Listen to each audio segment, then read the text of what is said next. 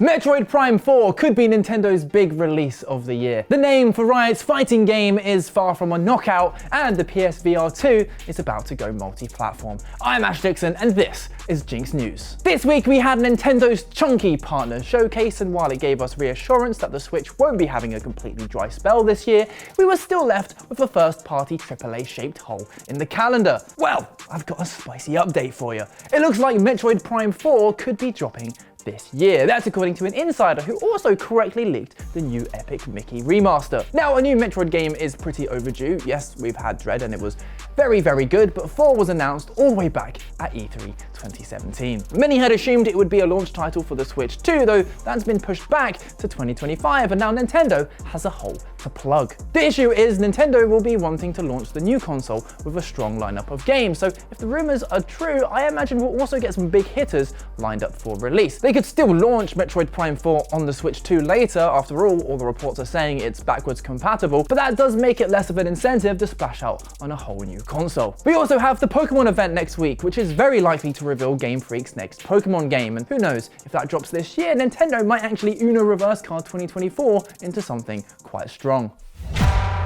Ever since League of Legends exploded onto the scene, Riot Games have been keen to show they're not a one-trick pony. At this point, they've dabbled in all sorts of genres. Valorant is a super respectable FPS, Teamfight Tactics is a slick auto-battler, and Legends of Runeterra is one of my favourite digital card games, despite it now essentially being on life support. And while Riot have never really been a company that pioneers any genres, they clearly approach development with a lot of respect for the people that love those type of games. So when they announced the fighting project back in 2019, a lot of people were very excited. The problem is, Riot have announced the name of their new fighting game, and it's 2XKO. That's right, just 4 characters, a 2 and an X and a K and an O, 2XKO. You're probably thinking what I'm thinking?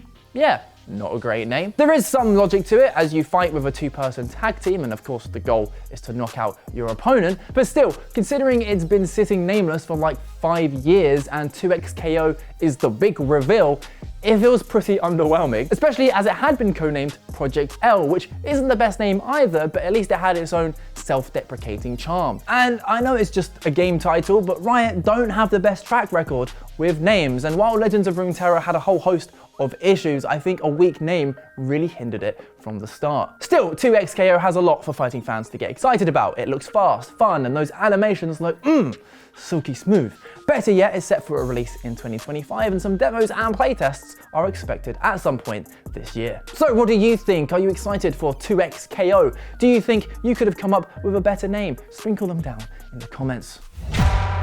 It's hard to deny that the PSVR 2 is a nice bit of kit, and while the VR hype train has definitely settled down, it's still undeniably cool. The issue is the PSVR 2 has struggled to find its feet, as was displayed over the Christmas period when it got absolutely slapped about by the Meta Quest 2 and 3. Now, some people would welcome such a beating, but considering gaming companies are all about making that sweet, sweet money, I imagine Sony wasn't too pleased. Well, in some rather welcome news, the impressively bearded content communications manager Gillen McAllister has announced that they're hoping to add PC support to the PSVR 2 this year. And that's great for multiple reasons. Suddenly the headset is a ton more versatile for everyone who's got one, and there's a big new reason to buy it if you've yet to take the plunge. VR is so fragmented right now, and considering it's already a niche market, it's hard to see its sustainability long term. PlayStation has this great VR headset, and they've realized it doesn't make sense to have it stuck there behind a paywall of a whole console. And who knows, hopefully this means some PSVR exclusives coming to PC too. We're going to end this week's news with a quick fire round. Poo, poo, poo. Fresh off the reveal trailer for the Borderlands movie, the founder of Gearbox has fueled speculation about what's next for the developers. And no, it's not another Duke Nukem game. Rest in pieces. Unsurprisingly, Randy Pitchford was talking about the next Borderlands game, and you know what? Here's exactly what he said. "We haven't even announced anything of it." Great grammar there, Randy. "Clearly, we're working on something, and I know what we're working on, and it's the greatest thing we've ever done, and I can't wait, but it's not time yet. It's not time yet. There will be a time." Now, Randy might have been on something on that quote, we don't know, but if not now, when? Tell us, Randy.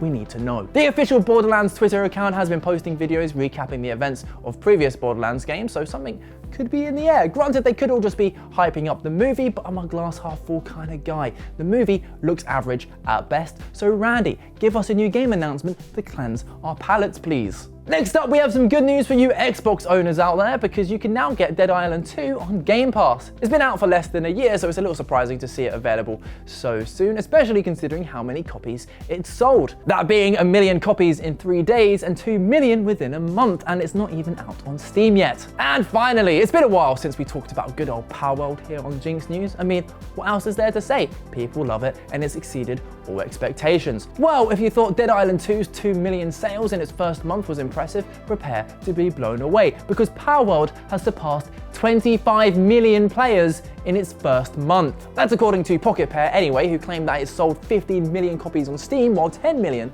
are playing it on Xbox. Note, the Xbox number is not sales, because they're probably just playing on Game Pass. And it looks like Pocket Pair are also focusing on fans' concerns too, as they tweeted that they will continue to prioritize fixing bugs and preventing further cheating. This comes after palworld's community manager, Bucky the Samurai Frog, advised fans last week to play other games while they wait for new content, which in all honesty is pretty refreshing to see. Get the existing game into a good place before biting off more than you can Pikachu. Boo!